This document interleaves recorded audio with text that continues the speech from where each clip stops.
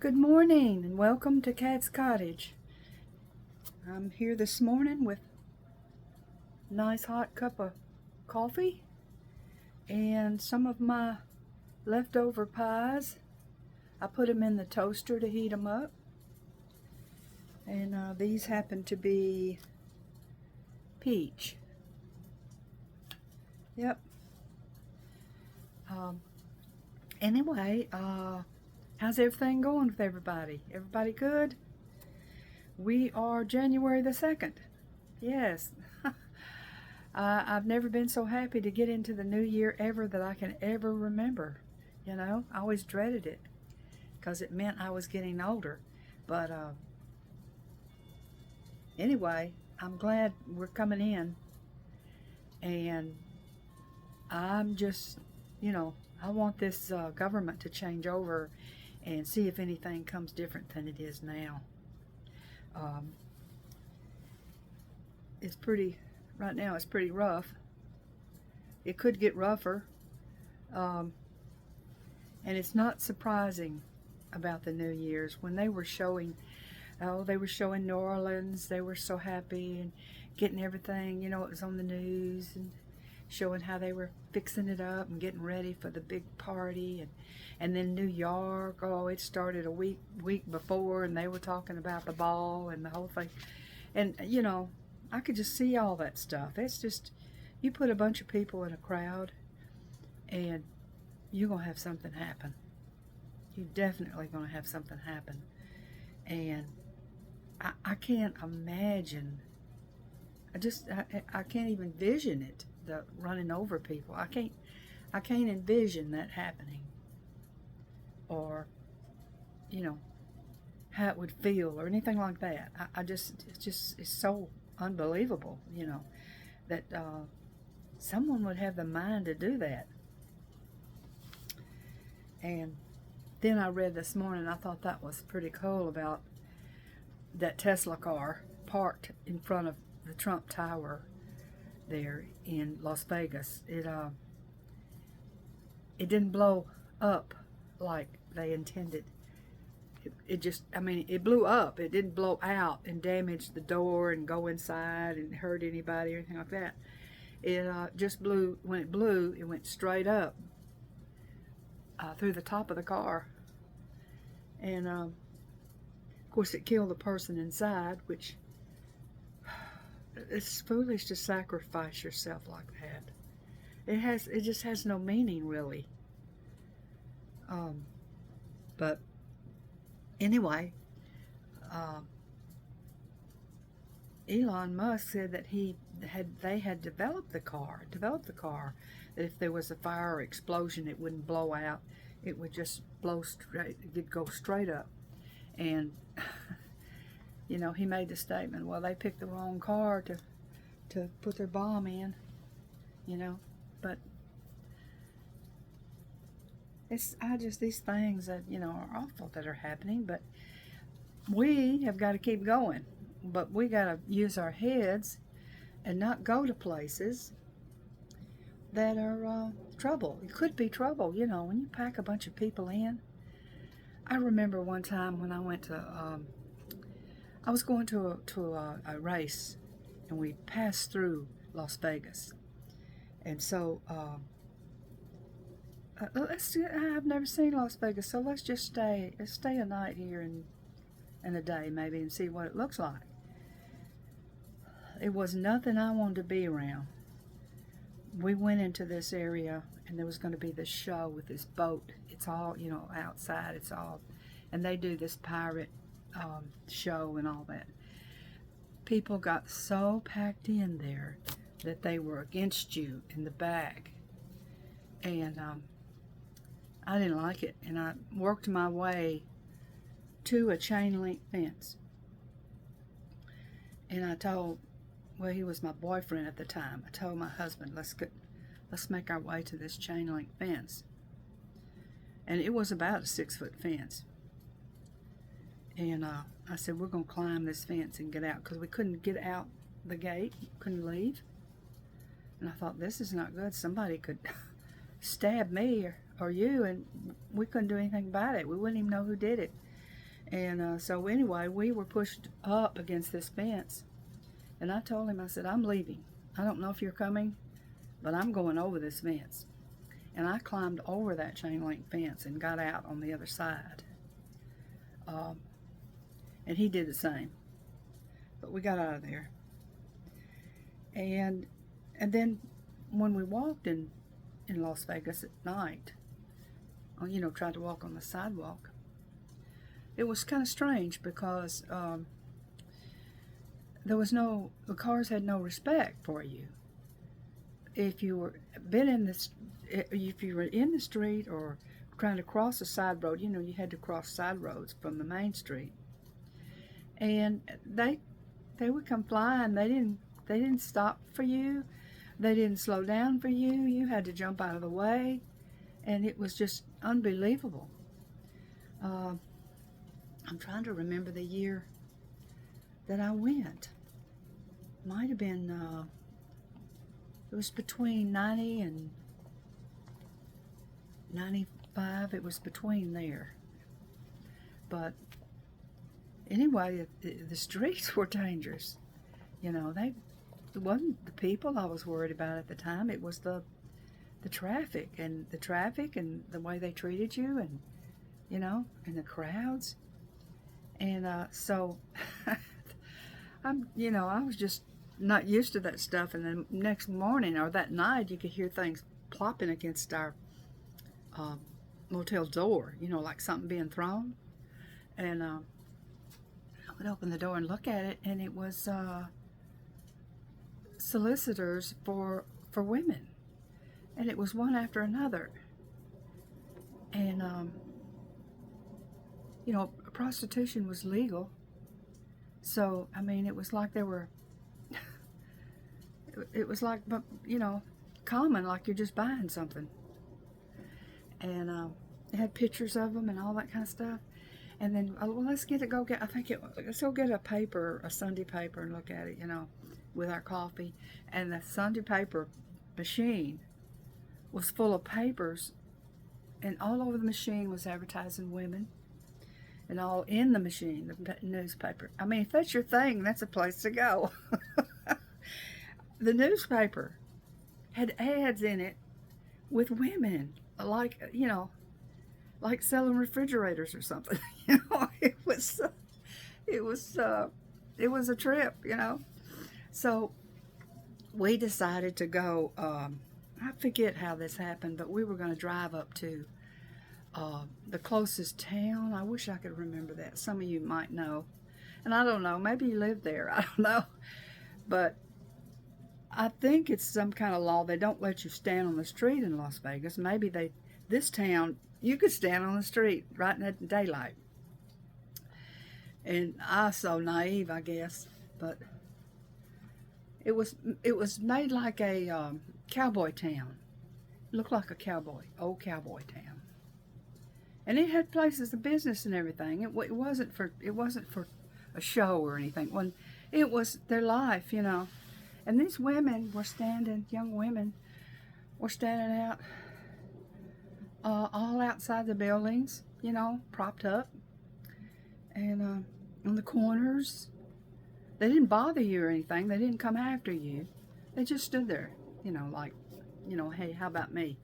And, but, that was something, but, what can you say? I done forgot what I was talking about. I done went off in a rabbit hole again. Oh.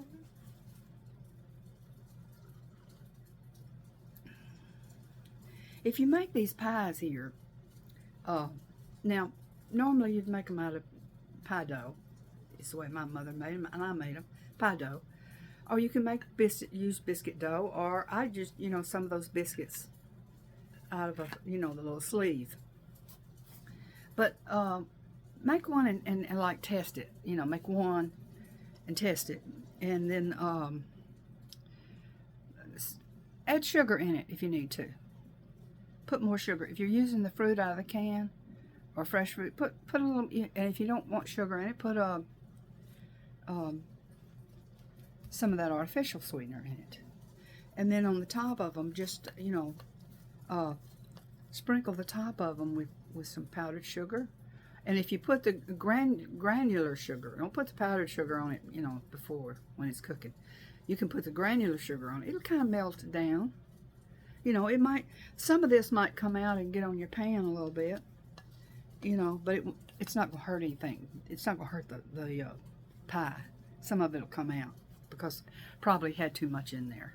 But anyway, that's what I've got this morning. I heated them up in the toaster. And I like some of my foods with a little bit of browning on it. That's the way I like my hot dogs. If my hot dogs are boiled, I'll take them, put them in a toaster. Most times I cook them in a toaster because I like a little grill marks, and I like some of the burned on there. That's what I like. But anyway, now I've done jumped down into the biscuit hole. But anyway, that's what I'm nibbling on this morning. You can put anything in there, and I'm not even, you might can make something where it's not sweet. You could put some meat in there, as long as it's done, or maybe some chili in there, or some beans in there, or there's just a variety of things you could do. You could make some and put them on the side of your plate. Put them on the side of a plate. You got your meal, and then you got the little bread wraps there, already cooked up. But yeah, when I was a kid, and you might try this, your grandkids or your kids. My mother would make them, and she would, holler at me, or most likely I was under her feet. And she'd give me a ball of dough, and she said, "Okay, here, you can play with this." When she would make biscuits, she'd give me them scraps, and I'd take them, and that to this day, that's my favorite biscuit. Where you take the scraps of the dough and you put them together, and it's kind of rough looking. That's my favorite biscuit. And but anyway, she'd give us a ball because we wanted to help. Anyway, we'd smash ours out, probably roll it out, whatever we do. We'd make that little round dough plate, like about the size of this plate, little plate. And we'd put fruit or whatever in it. I'm trying to remember I can't hardly remember the mostly thing Mama done. She must have put so many different kinds of fruit in it. But the best way is fried. And with frying, I've never fried biscuit dough. Now, I fried regular dough, some pie dough. I've fried that. That's why they're called fried pies, because you fry them. And what it does, it makes such a difference on the edging. When the sweet comes out of there, the fruit it'll kind of sizzle right there and embed itself onto the pie there. But yeah, fried itself is the best. But these are okay too. These are good enough. Like I explained in that video, I had the oven on. I was cooking already with it, had it hot and ready to go. So I went ahead and got a sleeve of biscuits out and made up some pies. So, but I had my husband. He's just jumping up and down. He's still going to the hospital with his son, and I'm fixing to sneeze. I can't help it, y'all. But they say if you look up, you'll sneeze. I'm gonna look up. No, that's all. That's not a true statement, because I did a third time and I didn't sneeze. Y'all excuse me. But I don't even know where I was going. Oh yeah.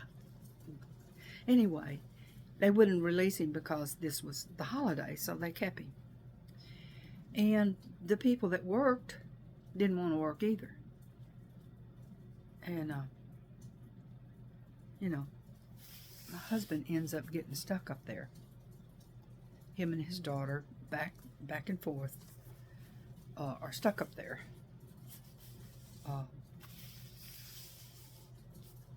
You know, when I worked and it was holidays, we worked, and we took turns, and people that had young kids, mostly got off. People that were single and didn't, you know, they worked. And we would, you know, switch out. But, yeah, I don't know, I'm gone again. But he had to, what I'm getting to is he had to do a shift. He did a shift. Somebody didn't show up. He gave this person $100 gift that was there with him. You know, came in every day and every day in the home. And he gave him $100 for Christmas. He never gives anybody anything. And I told him, I said, you know, you should give the people that have a hands on him a little gift, you know.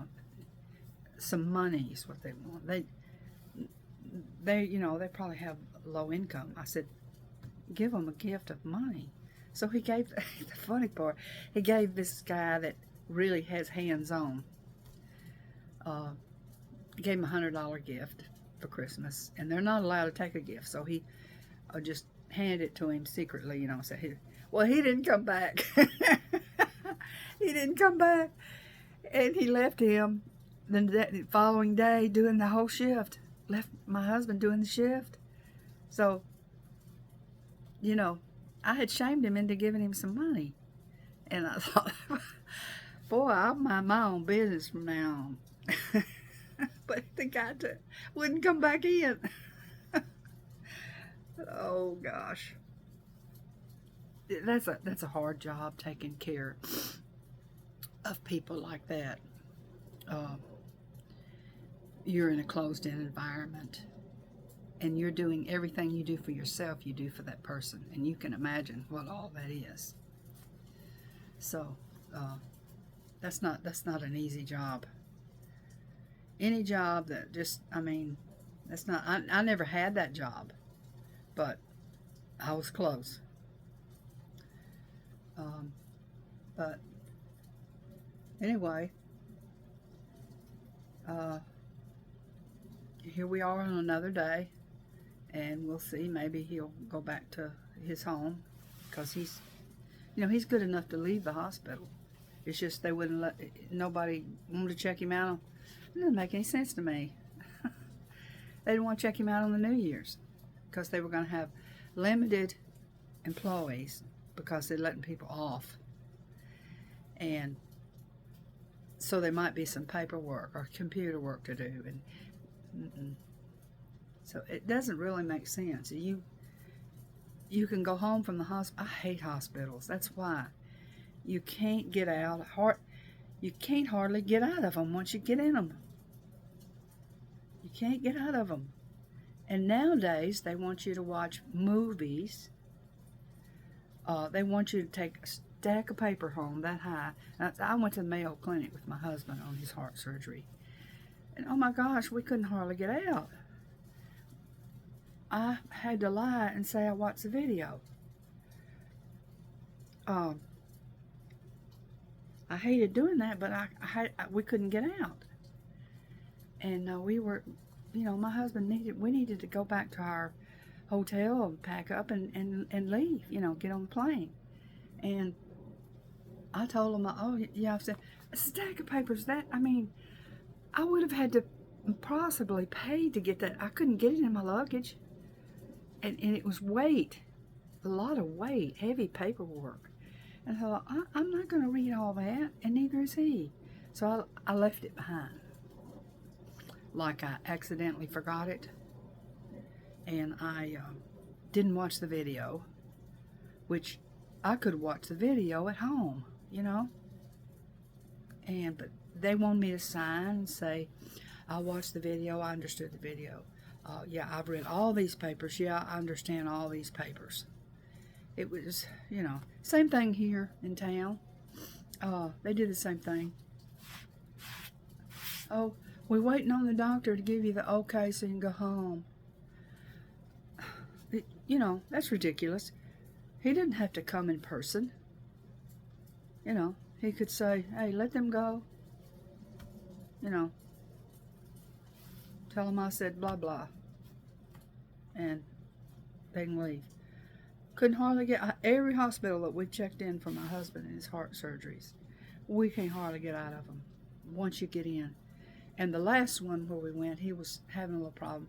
They put us in a hall down at the end, and we stayed there hours and hours. And finally, I walked around the counter and I said, "Listen, we're going to leave." "No, you can't do that, and because the insurance company won't cover you. We'll have to send you a bill, and you'll have to pay cash. I mean, you have to pay that out of your pocket. The insurance company's not going to pay for you coming and leaving." And oh my God, I'm trapped here. Well, why can't we go up to the floor? Well, we're just overloaded. Oh wow, you know. Finally, when I got up to the floor the next day with him, no, it wasn't the next day. It was that night. I threw a little fit down in the hall. You know, I hadn't eaten all day, hadn't drank anything all day, and neither had my husband. Of course, he didn't want anything, and I threw a fit.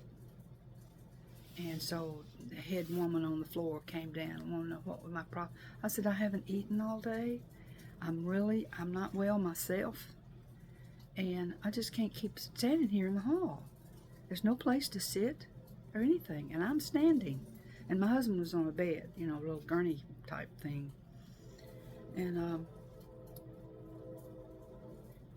I guess that rushed it up. Maybe an hour later, we went up to the room. When we went up there, the halls were dark. The rooms were empty. There was about 5 people on the floor. I walked around and counted them. And there were 5 people. It wasn't that they didn't have room. They kept saying, "We don't have room. We're packed. We're packed." They don't have employees. They had 2 women up there. 2 women up there on that floor. 2 nurses. And I thought, oh, okay, this is it. They don't have any employees, and they won't hire anymore. That's what's going on. I've done gone off into another place. But anyway, we got through it. We couldn't get out of there hardly either. It took forever to get out. It made us sicker overstaying, you know? How you're trying to get out and you feel sick all over again to get home, you know? But now I tell my husband, you know, I think I'm going to sneeze again. I don't know what's going on. I don't know what's going on. But anyway, I'll try to hold off on it.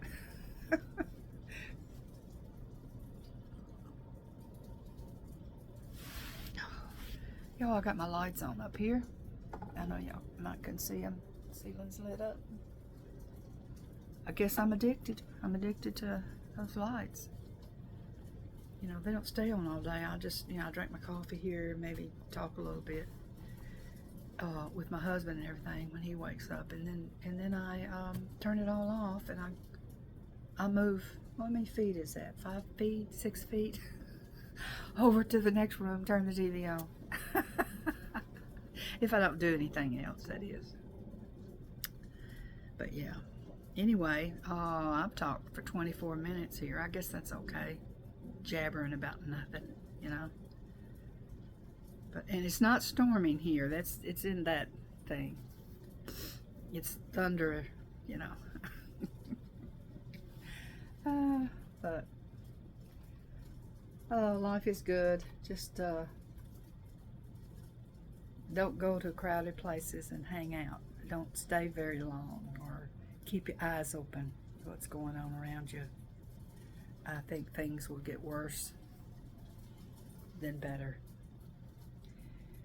And I guess some of the wiser people have stored up groceries and things like that, and water, we don't know what's going to happen. This, what gets me is this, everybody is involved. They're involved, and for what reason? What reason? What reason are people bombing each other and fighting each other? Well, you have to wonder, what is the reason for those 2 bombs or 3 bombs, how many it was?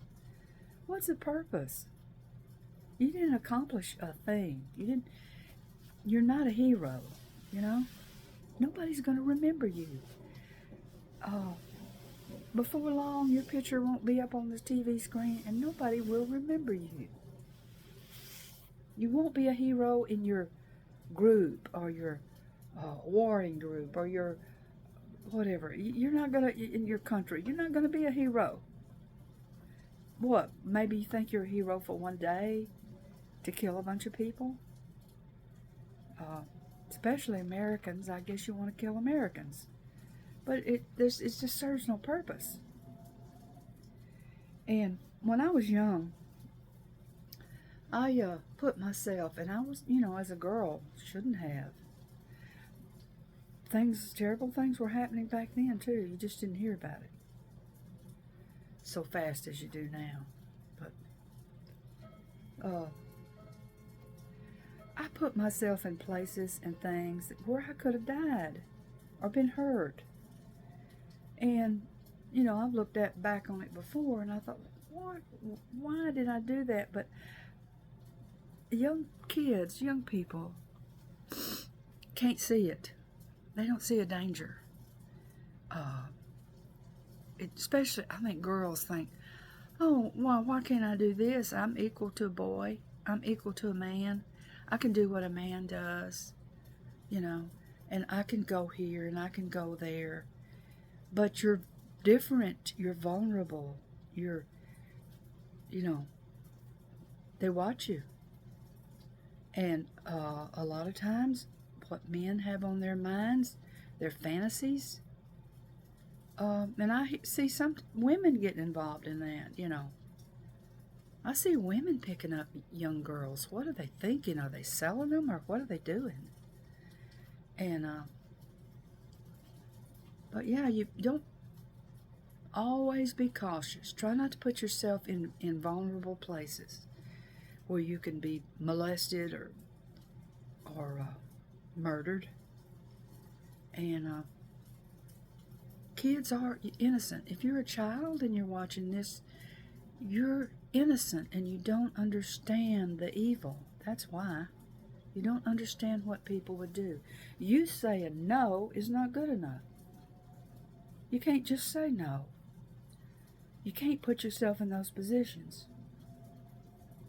And if you do get in a position where you're nervous, you got to get out of it fast as you can.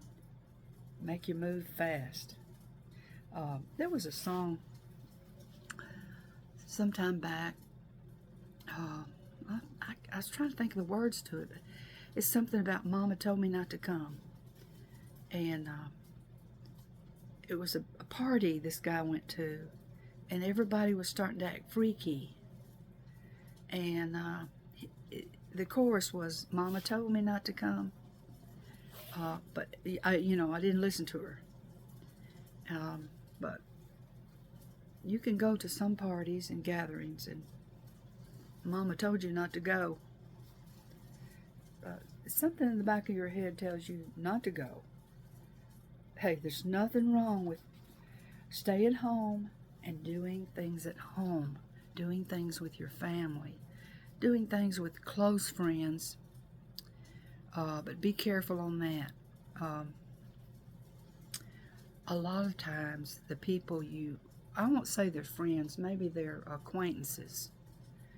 A lot of times acquaintances are the ones that kill people. Your acquaintances, So, I don't know, maybe I'm a sad sack or whatever. I always kept people at a distance because I was leery of them. Either I always thought that they might steal from me, they might lie to me, or they might hurt me, But, it's just my nature. I've always been that way. you know, I like people, but then on the backside of that, I hate people. You know, so, you know, you can't, that way you can't be both. You can't be nice and hate people too. But you can, you know, you can be cordial.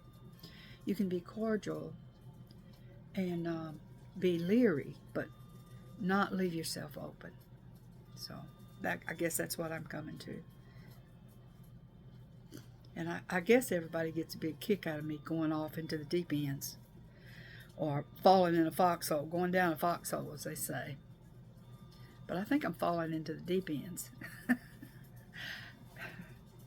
Let's drink our coffee.